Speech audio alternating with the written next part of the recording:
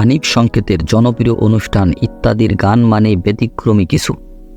সেই ধারাবাহিকতায় এবারের ঈদের বিশেষ ইত্যাদি 2024-এর একটি গানে কণ্ঠ দিয়েছেন জনপ্রিয় সঙ্গীতশিল্পী তাহসান খান এবং অভিনেত্রী তাসনিয়া ফারিন।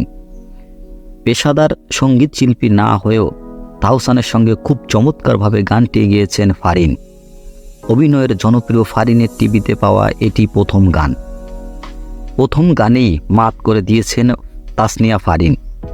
সামাজিক মাধ্যমে তাসনিয়া ফারিনের প্রশংসা করেছেন নেটিজেনরা। এ বিষয়ে ফারিন নিজেই ফেসবুকে লিখেছেন, সত্যিই আপনাদের ভালোবাসায় আমি অভিভূত।